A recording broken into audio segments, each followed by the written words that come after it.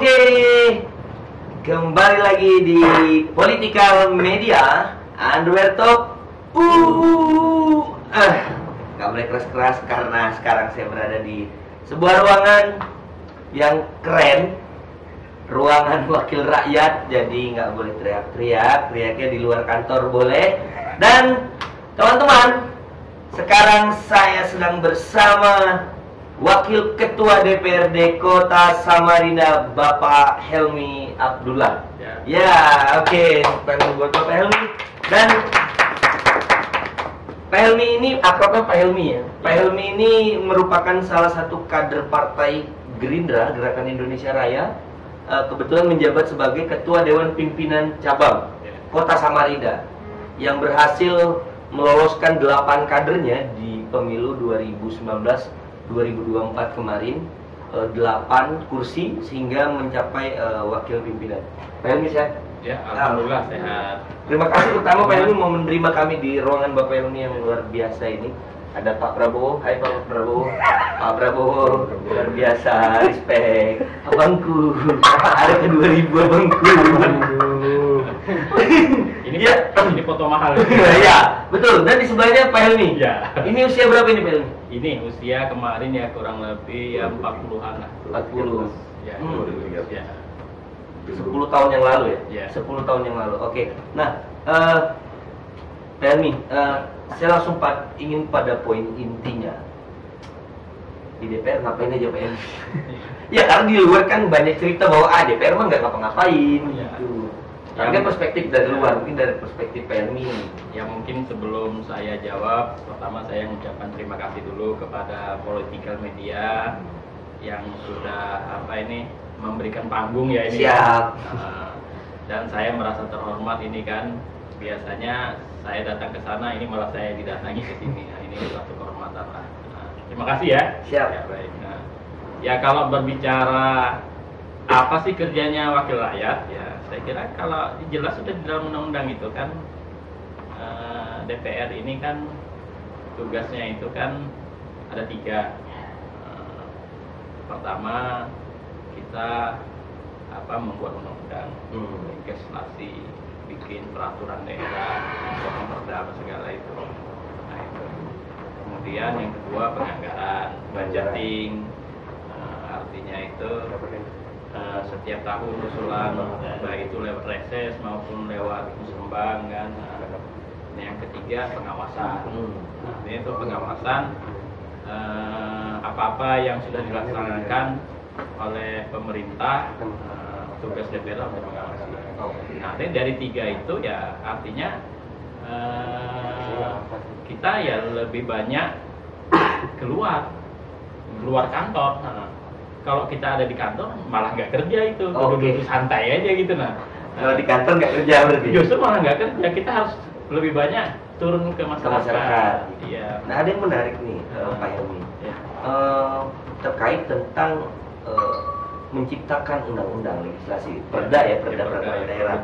Nah, ada stigma di luar bahwa ada banyak perda yang nggak berfungsi, banyak perda yang tidur istilahnya, banyak perda yang dibikin dengan anggaran maksimal tapi pada prakteknya nggak dijalankan gitu. Nah, kira-kira ada kesulitan atau memang belum terasa aja bahwa perda ini sebenarnya udah berjalan loh? Ya memang pertama kan pada saat kita terpilih itu kan hampir pendatang baru ya. Jadi hampir pendatang baru. Nah tentulah termasuk saya kemarin di 2014 itu kan juga kan baru. Nah tentu produk-produk yang dibuat waktu masa lalu itu ya kadang-kadang sifatnya usulan-usulan yang sifatnya oleh kawan-kawan yang usulkan. Nah itu. Tapi kalau yang sekarang ini berbeda. Nah kalau sekarang ini memang di bawah pemerintahan baru ini kita juga mengikuti pemerintah juga. Jadi makanya usulan-usulan perda yang baru sekarang ini kita juga harus bagaimana satu berpihak kepada rakyat, pro rakyat. Kedua, kalau itu bisa menambah PAD produk itu, ya kita juga ciptakan produk-produk seperti itu. yang berpotensi untuk menangkap ya peluang menambah PAD, terus untuk kepentingan rakyat. Nah, makanya itu. Jadi sekarang ini justru malah kalau ada perda itu ya kita selektif untuk mengusulkannya itu. Artinya progres pengusulan dalam bentuk rancangan pun nggak asal-asalan. Salah. Nah, kita yang juga penting dikerjakan nggak gitu. Nah, jadi kita melihat kepentingan kebutuhan gitu. Ya. Berarti basisnya jelas bahwa ada ini potensinya besar gitu Ya. untuk pembangunan kota dan sebagainya. Ya. Oke. Nah, kemudian dari sistem pengawasannya gitu Ya. sejauh mana kemudian DPRD Samarinda hari ini melakukan pengawasan terhadap kinerja aparatur pemerintahan, misalnya Ya. pemerintah kota, Ya. pembangunan dan program-program baik di antaranya. Misalnya bagaimana DPR turun mengawasi program-program itu? Ya, yang jelas memang kalau berbicara program pemerintah itu kan kita ya profesional aja. Kalau program itu bagus dan berhasil ya kita ancungi ucapkan jempol lah ya. Hebat ya. Tapi kalau misalnya ada program-program yang bermasalah ya tentu kita kritisi, kita turun ke lapangan, kita panggil dinasnya untuk hearing. Kenapa masalahnya, apa masalahnya, temuannya kan. Jadi seperti itu. Jadi ya profesional aja. Selama itu bagus ya kita katakan bagus. Nah itu. Jadi selama ini memang karena urusan teknis kan adanya di dinas. Kita sudah beri rambu-rambu di dinas. Artinya itu kalau misalnya pembangunan itu speknya bagaimana, aturannya bagaimana. Nah tentu komisi yang membidangi pembangunan, komisi 3 ya juga mereka mengontrol itu. Nah kalau berbicara masalah pendidikan ya di komisi 4. Kalau berbicara masalah pendapatan di komisi 2. Nah kalau berbicara hukum di komisi 1. Jadi bagi-bagi tugas lah itu. Ini ada stigma. Kira-kira Pak Helmi sepakat nggak nih? Mungkin oknum ya, lagi-lagi kita pinjam bahasa. Ada stigma masyarakat bahwa DPR itu nggak kerja. Ini lembaganya atau ada individu-individu saja yang kebetulan ya emang tanda kutip ya emang nggak bisa kerja aja dan kebetulan aja terpilih. Mungkin ada yang begitu kali Pak? Ya saya kira kalau bicara itu kan saya kira ya stigma lah karena memang apa istilahnya dulu kan 3D ya, datang, duduk, diam. Nah itu kan. Kalau sekarang ya nggak bisa lagi seperti itu, karena rakyat tuh sudah pintar sekarang. Makanya selama pengalaman saya di 2 periode ini, kenapa banyak sekali pendatang baru yang jadi anggota DPR lagi? Artinya itu sebagai bentuk penilaian dari masyarakat. Artinya yang kemarin duduk sehingga tidak terpilih lagi. Berarti kan masyarakat yang menilai itu, memilihnya itu kan. Kalau terpilih lagi berarti terbukti kerjanya, seleksi alam. Yang nggak terpilih mencalonkan tapi tidak terpilih lagi. Loh artinya kan kalau kita berbicara di sini, seharusnya sebagaimana seorang incumbent, dia punya wadah. Kita ada reses 3 kali setahun. Kemudian kita ada, apalagi sekarang ada yang namanya sospet. Kemudian kita ada hearing, ada turun ke lapangan. Kan itu kita peluang itu sebenarnya bertemu dengan konstituen. Tapi itu tidak dimanfaatkan. Nah itu. Kalau Gerindra sendiri, ya fraksi Pak Helmi. Justru itu kalau kita Gerindra instruksi Pak Prabowo itu setiap hari itu harus ada laporan. Sekarang kita ada media namanya, media untuk masukkan di WA group itu. Internal Gerindra. Internal Gerindra. Jadi kita kalau bikin itu harus ada video kirim ke pusat. Jadi kalau kita nggak kerja, ya terpantau itu. Jangan harap dicalonkan lagi kalau nggak kerja. Artinya itu masalahnya itu. Jadi justru Pak Prabowo itu selalu mengingatkan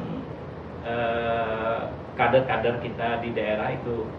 Artinya kami ini adalah ujung tombak prajurit, pasukan yang paling di depan gitu kan. Jangan menjauhkan diri terhadap masyarakat. Jadi makanya setiap kegiatan itu, tapi kita juga nggak boleh kegiatan fiktif, harus kegiatan itu dalam bentuk nyata, walaupun kecil gitu ya. Misalnya, tapi paling tidak ada manfaatnya. Dirasakan oleh masyarakat. Jadi makanya kita bersyukur itu dengan adanya itu ya kita di sini juga di DPR juga harus begitu juga kan. Siap. Pak Prabowo, respect Pak Prabowo. Ya. Ya, Ya. saya ada satu pertanyaan untuk khususnya untuk Gerindra ya. Ya. Bagaimana kemudian menghadapi konstelasi di 2024? Karena kita udah ketahui ada 18 partai kurang lebih. Ya. Kemudian otomatis akan ada banyak calon. Nah, bagaimana Gerindra melihat kemungkinan peluang untuk memenangkan pertarungan di Samarinda Ya. di 2024 nanti? Tapi jangan dijawab dulu Pak Ilmi karena ada dolar mau lewat tuh.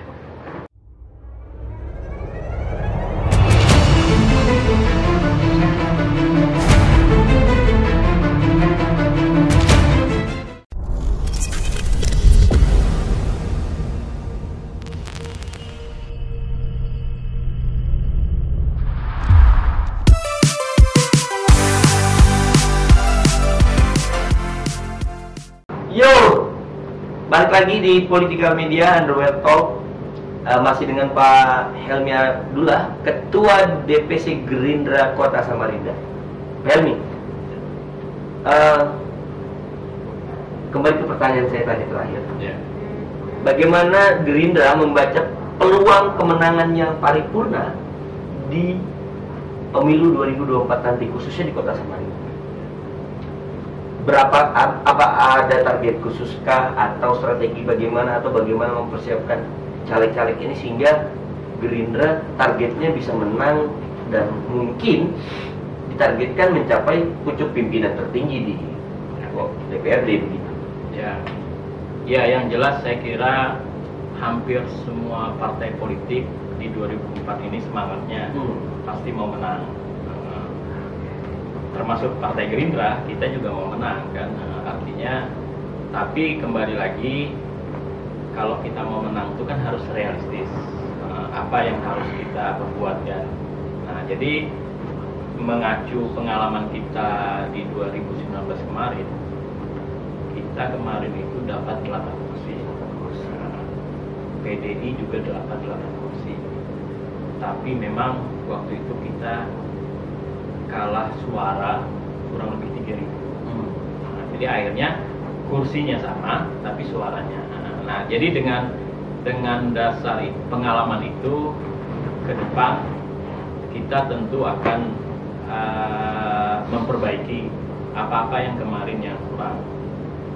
Nah, memang kelemahan kita waktu saat itu setelah kita internalisir apa sih problemnya itu, satu, memang kita lemah di calon-calon legislatif yang di setiap dapil. Jadi tidak merata kekuatannya itu. Nah, jadi akhirnya banyak suara itu yang tidak produktif. Yang tercecer, yang seharusnya misalnya satu caleg itu kita targetkan minimal lah 1.000 suara kan, ada yang dapat 100. Nah, jadi itu. Nah, jadi berdasarkan dari pengalaman itu, makanya ke depan ini kita mencari calon anggota DPR di setiap dapil itu. Pertama kita memprioritaskan kepada kader dulu ya. Kader-kader yang memang potensial. Kita akan dorong mereka untuk maju. Tapi kita juga membuka kepada warga masyarakat Kota Samarinda seluas-luasnya yang mereka ingin mau bergabung dengan Partai Gerindra, tapi juga kita berharap yang kita seleksi ini memang betul mereka yang serius yang ingin bertarung, ya punya kesiapan, punya finansial. Bukan berarti finansial itu tidak perlu. Kita mau pasang baliho, perlu dana. Kita ngundang orang, perlu dana.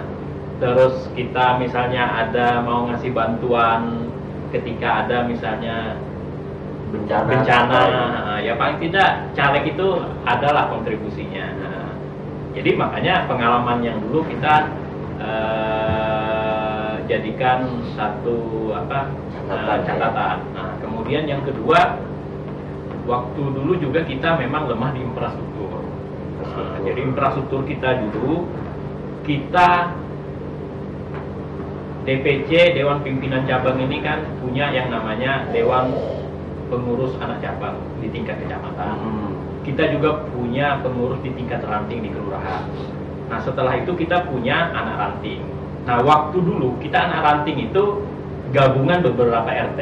Oh, belum terbentuk. Belum terbentuk karena memang ya karena untuk meyakinkan orang gabung itu kan nggak semudah itu. Enggak mudah. Nah, sekarang kita sudah melebarkan sayap dari gabungan RT itu. Sekarang setiap satu RT kita siapkan pengurus anak ranting. Ada anak ranting. Jadi artinya ada 2000, kurang lebih 2000 RT itu kita sekarang sudah punya keterwakilan di 2000 pengurus anak ranting. Nah itu yang kedua ya. Yang ketiga lagi ini bonus. Artinya Gerindra bonus. Dulu kita nggak punya wali kota. Oke. Nah itu ya alhamdulillah kan di 2020 kemarin pada saat pemilihan ketua DPD kami, ya, Pak Andi Harun terpilih menjadi wali kota. Ya, saya kira ini bonus. Artinya beliau jadi orang nomor 1 di Samarinda. Program-program beliau banyak berpihak kepada masyarakat, termasuk mungkin kawan-kawan media dengan program bantuan 100 juta per RT per tahun itu kan, itu sangat betul-betul dirasakan. Nah, jadi ini juga menjadi salah satu semangat baru kami bahwa ini adalah peluang potensi yang bisa Gerindra nanti satukan.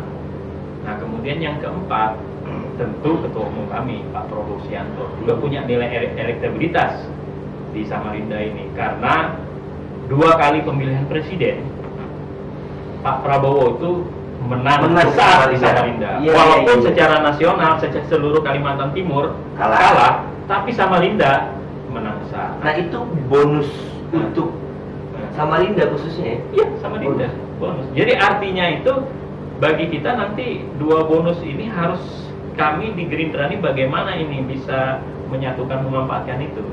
Nah jadi itu. Jadi saya bilang sama kawan-kawan pengurus dan anggota DPR, kita nggak boleh lengah, kita nggak boleh jumawa, kita nggak boleh santai-santai. Justru ini menjadikan motivasi kita. Pak Wali Kota, Ketua DPD Gerindra, beliau membangun Kota Samarinda untuk rakyat Samarinda. Tapi kita membangun infrastruktur Gerindra untuk mengimbangi kerja-kerja beliau. Kalau kita santai nanti kita yang ketinggalan. Iya, malah dirugikan. Dirugikan. Iya. Nah itu. Jadi saya kira itu peluang kita. Artinya kita juga pasti teman-teman partai lain pasti mereka juga punya program. Tapi yang saya bilang tadi, semua partai boleh bercita-cita untuk menang. Betul. Tapi harus ada dasarnya. Nah, artinya dasar kami ini logikanya artinya nggak mengada-ngada, realistis lah. Justru kalau nggak menang kayaknya justru dipertanyakan gitu ya. Wali kotanya sudah dibentukkan, program-programnya bagus. Fraksi tinggal menjalankan bahwa itu elektabilitas calon presiden Bapak Prabowo juga turut menguntungkan dan di Samarinda menang terus gitu. Nah justru itulah maka saya bilang kita harus membenahi infrastruktur partai, terus banyak turun ke masyarakat, bagaimana bermanfaat. Betul. Nah, itu. Bocoran target berapa? Ya kalau target sih kan hari ini kan kami dapat 8 kursi. 8 kursi. Ya artinya kita berdasarkan kita juga melihat potensi, kita juga nanti melihat calon-calon yang maju ini. Kemudian juga kita melihat antusias orang terhadap Gerindra dan ini dibuktikan artinya banyak partai-partai lain itu hari ini kesulitan untuk mencari calon anggota legislatif. Nah, kami sekarang bingung untuk mencoret. Nah itu berlebihan. Nah itu. Artinya itu kan kalau dulu kami nyari orang itu menawarin itu justru malah kita bantu malah ngurus persyaratan kita bantu, banyak juga nggak mau. Tapi hari ini ya itu saya bilang nggak kita sombong lah. Ya bingung untuk nyoretnya itu. Nah itu. Tapi tentulah karena jumlahnya terbatas, ya, tentu kita nanti ada prosedurnya sesuai aturan kayak mana. Tetap kita memprioritaskan kader Gerindra, tapi juga kita membuka kesempatan kepada warga Samarinda siapapun, yang penting mereka serius. Nah itu. Kurunya serius ya? Iya serius. Ya serius itu kan lah. Ya semua lah. All in. Belum disebut tadi Pak, targetnya. Targetnya itu kita mentargetkan itu setiap dapil kita mau menambah 1. Oke. Ya, berarti ada 5 dapil, berarti 5 ditambah 8 berarti ada 13 itu target. Apakah itu target yang mulu-mulu? Dibilang mulu iya, tapi dibilang itu kira-kira mencapai, ya saya bilang tadi. Kita tadi ada 3 tadi kan. Kita punya petarung, kita punya infrastruktur, ada bonus, kita punya wali kota, tokoh 2, nah itu. Artinya dengan target ini terbebanikah Gerindra atau justru semakin terangsang? Oh, kita bisa nih. Ya. Gitu. Iya, justru malah kalau kita justru ini termotivasi ya. Kenapa kita termotivasi itu? Kita juga melihat tetangga-tetangga kita sebelah, termasuk tetangga-tetangga di luar sana. Artinya itu yang rata-rata mereka punya kepala daerah itu bahkan di luar target mereka, melebihi gitu. Nah, jadi kita rasanya itu kalau dibilang istilahnya orang sombong lah, kita malah yakin bisa saja nanti di luar dugaan kita kan. Tapi kita juga harus realistis. Karena sistem sekarang kan sistem Sunlight, bagi 1, bagi 3, bagi 5, bagi 7 kan. Nah, jadi kalau kita mau menang, nah termasuk itu tadi tambahannya 1, kita harus mengerti hitungan itu. Artinya kalau mau dapat misalnya 3, berarti kita harus bisa mencapai suara berapa. Nah, siapa-siapa yang nanti petarungnya harus disiapkan. Nah, itu termasuk itu salah satu tambahan 1 tadi. Oke, artinya memang nanti pada proses penseleksian ini Gerindra betul-betul memilih orang-orang yang tepat gitu di antara banyaknya orang-orang itu. Iya, betul. Ditentukanlah orang-orang yang tepat untuk bertarung. Ya, yang jelas kalau kita melihat pengalaman tahun kemarin, kenapa kita itu banyak suara itu caleg-caleg itu yang nilainya kecil? Karena memang yang penting tidak kosong anunya itu, daftarnya itu. Nah, kalau sekarang nggak lagi, kita minimal 1000 lah, minimal. Nah, kenapa saya bilang 1000? Kalau misalnya di dapil saya kan ada 12 kursi. Kalau 12 dikali 1000 berapa? 12.000 ya, itu artinya sudah 1 kursi lebih kan? Betul. Nah, saya nambah berapa, yang lain nambah berapa? Nah itu. Kalau mau capai 3 kursi berarti harus angka dari 20 ribuan kan? Nah, nanti 12.000 ditambah yang lain, ya itu artinya hitungan kalkulasinya. Jadi memang sudah ada hitung-hitungan realistis bisa mencapai target-target. Ya, makanya kita juga harus begitu ya. Nah, satu pertanyaan ini. Beberapa ketua partai bahkan calon presiden konon katanya sudah mulai muncul ke Kalimantan Timur. Ya. Nah, Pak Ketua Umum, apakah ada kabar mau ke Kalimantan Timur atau ke Samarinda gitu? Ya, yang jelas memang pengalaman kami ya, Pak Prabowo itu pasti datang ke Samarinda. Dulu waktu acara itu kan dengan bahkan itu Pak Sandiaga Uno dan Pak Prabowo tuh datangnya di 2 agenda yang berbeda. Nah, kalau yang ini memang beliau ada direncanakan untuk ke Kalimantan Timur dan ke Samarinda. Ya, perkiraan kalau nggak salah itu nanti di bulan Mei lah. Nah, karena kita nanti kalau memang beliau datang pasti kita rencana mau bikin ya acara sejenis kayak acara besar lah nanti kan untuk menyambut kedatangan beliau itu. Dan ketika beliau datang tuh pasti jadi motivasi. Oh iya. Yang luar biasa buat para kader ya. Biasanya nyalek-nyalek gini ya gitu. Karena itulah saya kira mengapa Samarinda itu menang itu nilai poin beliau datang itu juga salah satunya. Dan kenapa bisa Samarinda itu menjadi destinasi pilihan? Karena 2 kali pemilihan presiden menang terus. Oke. Nah, masuk ke poin berikutnya terkait dengan sosok Andi Harun yang menjadi wali kota Samarinda yang kebetulan ketua DPD Gerindra Kalimantan Timur. Yang jelas Gerindra Samarinda punya poin keuntungan dengan adanya wali kota dari Gerindra, sehingga ketika di kontestasi pileg sedikit jauh lebih ringan lah perjuangan teman-teman caleg Gerindra gitu, karena memang pemerintah kota yang dipimpin oleh kader Gerindra bekerja maksimal hari ini gitu. Ya. Sebelum kita masuk obrolan itu, kita break dulu Pak Helmi karena nih ada dolar berikutnya mau lewat ini.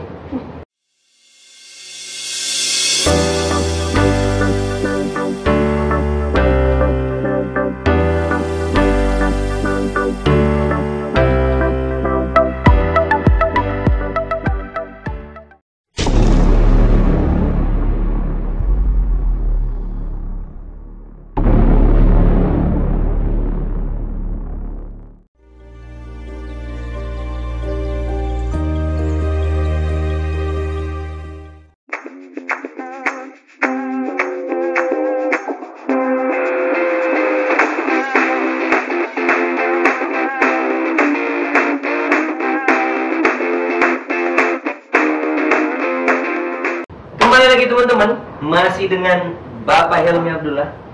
Kembali ke pertanyaan yang tertunda tadi Pak Helmi. Fraksi Gerindra sebagai gerbong utama pendukung pemerintahan Kota Samarinda yang dipimpin oleh Bapak Wali Kota Andi Harun. Menurut kacamata fraksi Gerindra, saya udah pasti tahu jawabannya pasti bakal positif, tapi minimal saya pertanyakan lah ya. Saya tanyakan, sejauh mana pengawalan, dorongan fraksi Gerindra dalam hal ini yang Pak Helmi pimpin untuk mengawal, mengamankan kebijakan-kebijakan pemerintah Kota Samarinda melalui Pak Wali Kota tentunya. Ya, yang jelas kami di fraksi Gerindra di DPRD Kota Samarinda tentulah kami mengawal program-program beliau itu. Selain mengawal program beliau itu, tentu kami juga membangun komunikasi yang baik dengan teman-teman yang ada di DPRD Kota Samarinda. Karena bagaimanapun juga kan, yang namanya di sini ada 8 fraksi. Jadi tidak mustahil lah artinya kalau hanya Gerindra sendiri yang untuk mendukung program itu. Nah, jadi oleh karena itu salah satu dari kami, tugas kami itu artinya selain menjalankan program-program yang sudah ada, juga membangun komunikasi yang baik lintas fraksi gitu kan. Karena nggak bisa juga kebijakan itu berjalan ketika fraksi yang lain, teman-teman yang lain juga tidak memberikan. Jadi itu ya alhamdulillah komunikasi kita dengan kawan-kawan ya adalah baik dan lancar-lancar aja. Ya biasa kalau misalnya ada perdebatan itu kan yang namanya rumah tangga juga ada dinamika politik, apalagi di politik kan. Ya. Nah, jadi seperti itu. Nah tentu program pada saat Pak Andi Harun dan Pak Rusmadi kemarin berkampanye kan, beliau kan itu ada program yang memang sudah masuk di KPU kan. Nah, jadi dan program itu adalah program yang memang harus diperjuangkan oleh wali kota dan wakil wali kota kan. Nah tentu di dalam RPJMD dan di dalam juga usulan dalam pembahasan, termasuk pembahasan batang tubuh penganggaran itu, di sana tentu kita akan bantu untuk dorong untuk dialokasikan. Nah, jadi itu. Apa program paling berkesan, menarik dan bermanfaat untuk warga Kota Samarinda yang dilakukan oleh Bapak Wali Kota Samarinda menurut fraksi Gerindra? Ya, yang jelas saya kira bukan menurut fraksi Gerindra aja, bahkan itu masyarakat Samarinda. Diaminkan masyarakat Samarinda, yaitu program Probebaya. Jadi program Probebaya itu program alokasi 100 juta per RT per tahun, yaitu program pemberataan keadilan di tingkat bawah. Nah, jadi itu artinya hari ini RT itu hampir 2000 itu mereka teralokasikan dana 100 juta dan itu diserahkan kepada RT untuk membuat program mereka dari RT untuk RT. Iya. Nah, jadi dan itu terasa pada saat saya musrembang ya. Kemarin saya menghadiri acara musrembang itu. Dulu ya, waktu belum ada Probebaya itu, yang namanya RT itu banyak keluhannya. Usulannya banyak. Kami ini Pak minta ini, minta itu, minta tenda, minta kursi, nggak pernah sampai dari saya mulai dilantik sampai 2 periode mau pensiun jadi RT nggak pernah terrealisasi. Tapi hari ini nggak ada itu pertanyaan itu Pak RT itu. Karena kalau mereka bertanya ada jawabannya sudah. Iya. Silahkan anggarkan. Mereka sendiri yang sudah menganggarkan. Kalau mereka tanya berarti mereka nggak kerja di RT. Nah itu. Iya, sekarang yang namanya itu termasuk bahkan sekarang yang semenisasi yang kecil-kecil mereka sudah bisa kerjakan sendiri. Misalnya ada jalan yang lebar 2 meter, panjang 50. Nah, itu kan kalau diusulkan ke Dinas PU bisa sampai dia dilantik sampai 2 periode. Iya, nggak dikerjakan karena itu dianggap kecil, mau dianggarkan tanggung kan. Nah, kalau sekarang ini mereka mau minta apa ya? Mau minta misalnya, bahkan sekarang ini CCTV di setiap RT itu muncul. Kenapa Pak? Karena ini mengantisipasi kalau ada kehilangan dan bermanfaat. Oke, silakan. LPJU, bahkan sekarang BPJS di masyarakat yang nggak mampu dialokasikan di situ. Termasuk beasiswa katanya. Beasiswa juga bisa dialokasikan ke pembayar. Ya, yang penting gini, di dalam aturannya itu selama itu RT itu memanggil masyarakatnya, diskusi, mengusulkan. Kalau di situ memang ada usulan beda dengan yang lain, selama Pak RT di sana memang mereka perlu, ya silahkan. Artinya di RT sendiri harus melalui proses rembuk. Ya, rembuk. Nah, jadi usulannya itu. Jadi saya kira ini program ini sangat luar biasa. Bahkan sekarang teman-teman dari kabupaten lain waktu kunjungan ke sini, mereka mau belajar bagaimana sih bisa Samarinda itu menganggarkan 2000 RT kali 100-200 miliar. Bagaimana caranya? Saya kira kalau mau tahu caranya, belajarnya ke pemerintah kota kan, karena mereka di sana. Nah, kalau dengan kami, ya bagaimana mengawasinya nih? Selain mengawasi, bagaimana mendukung anggaran itu bisa terrealisasi? Karena tidak sedikit Pak ya, 200 miliar, tidak sedikit. Tapi kan itu manfaatnya. Sekarang Pak RT yang dulu tidur-tidur santai-santai, malas ngurusi warganya, sekarang motivasi dia. Artinya di situ ada geliat ekonomi. Bahkan sampai ada award-nya ya, khusus ada award gitu. Jadi award itu kemarin kami mendatangi itu. Salah satu RT 43 di Bengkuring. Sempajak Timur. Artinya kenapa kok mereka ini bisa dapat award itu kan? Saya hadir di sana, saya reses di sana, saya lihat, oh ternyata memang beda juga. Jadi di sana itu mereka sudah punya yang namanya itu kampung Salai.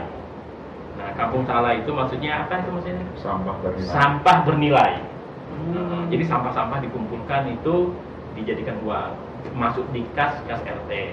Oh iya. Kalau dulu ada namanya Bank Rojali. Iya, Bank Rojali. Gitu ada ya? Bank sampah. Ya. Kemudian mereka punya yang namanya kebun untuk warga sana. Jadi beli ndak usah jauh-jauh. Nah, terus memang sudah ada yang namanya itu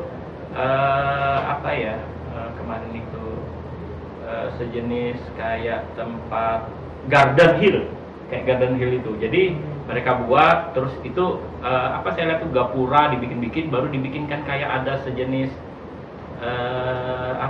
yang bisa menjadi madu yang kecil-kecil itu, binatang itu. Apa itu?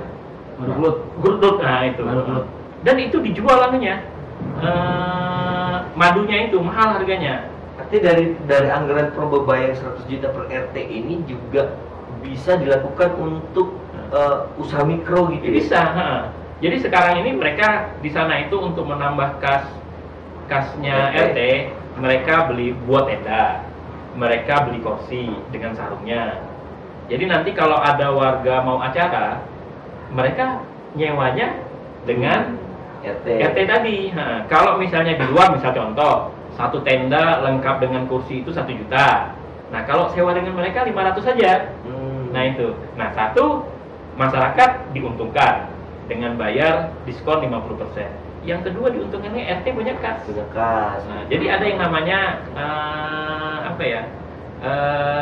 kas RT namanya itu. Nah, jadi saya kira ini kalau RT-RT lain itu bisa mencontoh seperti itu, kalau ada acara-acara PRT nggak perlu lagi bikin proposal atau ngambil di sana sudah bisa ini.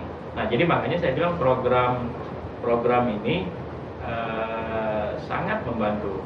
Tapi ada juga misalnya orang menganggap wah ini nanti ditakut-takuti RT itu. Banyak nanti dengan adanya program ini nanti banyak PRT nanti masuk penjara. Temuan. Nah, jadi saya sampaikan di dalam pertemuan itu, yang namanya korupsi temuan itu nggak nunggu Pak RT. Di masjid juga bisa. Artinya kami di DPR ini juga bisa kalau menyalahkan anggaran. Dari mana menyalahkan anggaran? Misalnya ini teman RT ini mau bikin semenisasi, butuh semen 100 sak. Harga semen itu misalnya 75.000. Oke lah, di dalam anggaran tuh maksimal kalau mau ada naik 10%. Berarti ya sekitar 70 berapa lah. Tapi kalau PRT dan warganya itu masukkan 100.000, ya itu pasti sudah pelanggaran. Nah, itu yang dinamakan pelanggaran korupsi. Tapi kalau warga PRT-nya membuat sesuai standar, biar itu KPK turun tangan sana, iya aman-aman aja. Nah, itulah saya bilang kalau ada yang menghembuskan itu, berarti mereka tidak tahu itu. Makanya inilah saya bersyukur ternyata pemerintah itu ada tenaga pendamping. Nah, ternyata tenaga pendamping itulah membantu membantu memfasilitasi, ya dilatih lah. Bagaimana membuat laporan yang benar, bagaimana cara mengusulkan itu. Nah, ada pendampingan. Artinya kosongan gitu ya. Jadi arti betul sudah yang dilakukan oleh pemerintah kota itu memberi tidak dilepas, tetap didampingi. Nah, selain Probebaya, Pak Ilmi, tadi menarik bicara tentang Probebaya. Tapi kan programnya Pak Wali Kota gitu yang didukung oleh Gerindra. Tidak hanya Probebaya, ada program-program yang lain yang juga mungkin hari ini dirasakan manfaatnya luas oleh masyarakat Samarinda. Mungkin kalau misalnya kita bisa disclaimer bahwa banjir sekarang jauh menurun. Ya? Oh ya, jadi selain itu tadi program banjir juga. Banjir ini terus terang, saya kan tinggal di Sempaja. Di Sempaja itu gudangnya banjir. Bahkan kalau hujan, kalau nggak banjir itu orang tanya loh, kok nggak banjir gitu.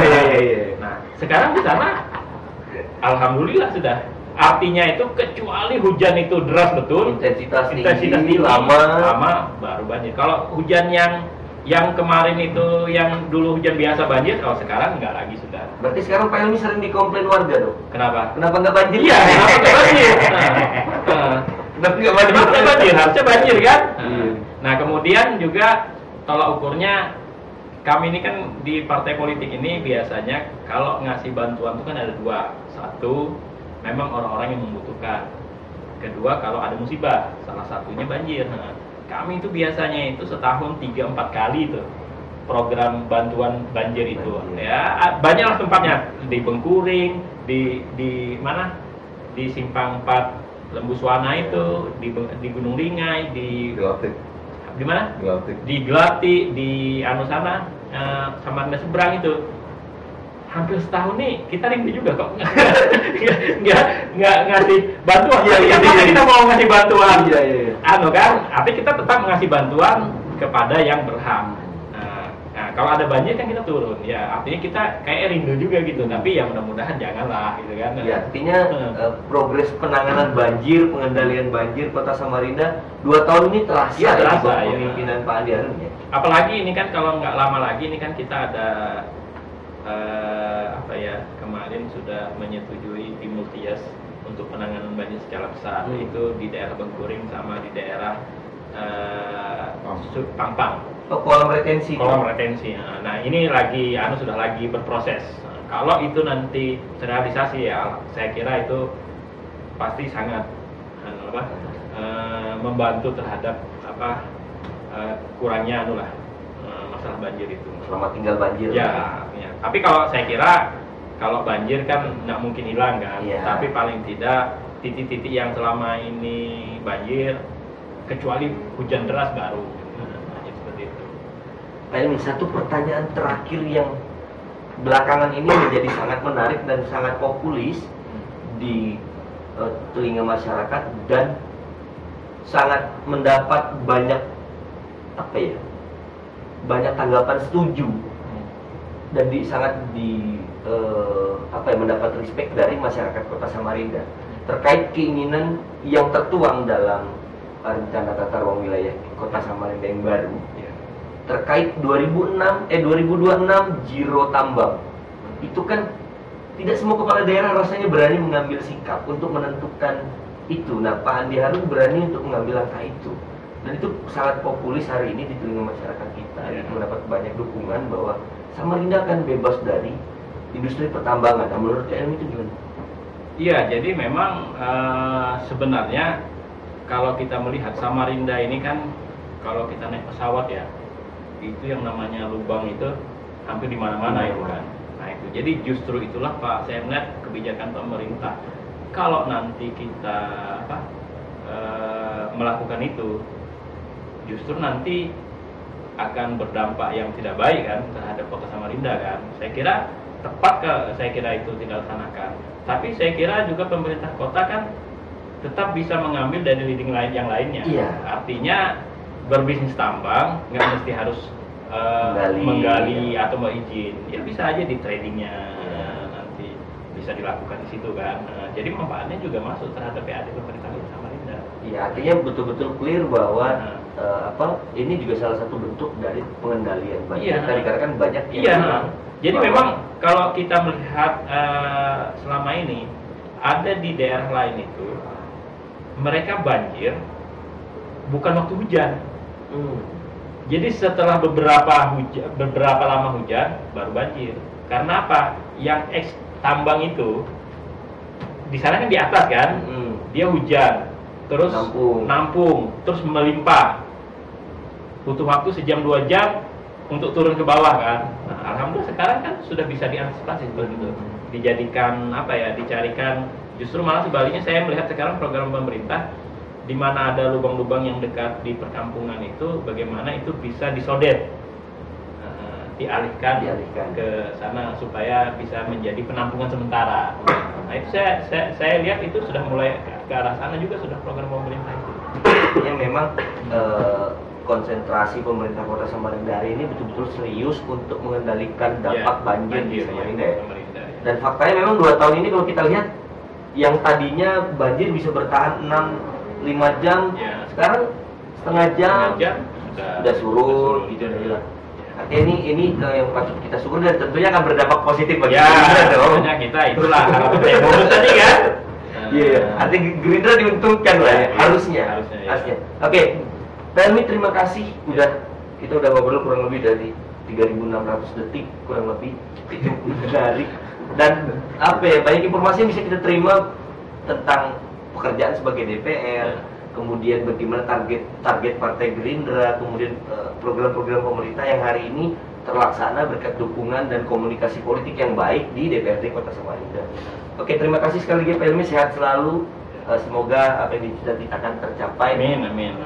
Sukses terus buat Gerindra, sukses terus buat Pak Wali Kota, sukses juga buat Pak Ketua Prabowo Subianto. Oke, terima kasih teman-teman Politikal. Kita akan ketemu lagi di diskusi-diskusi berikutnya, obrolan-obrolan berikutnya yang tentu akan juga tidak kalah menarik, bicara tentang dunia politik, mau lokal, nasional, internasional. Kita akan bicarakan apa saja. Semoga ini bermanfaat buat kita semua. Thank you udah menonton video ini. Jangan lupa dolarnya dikembalikan.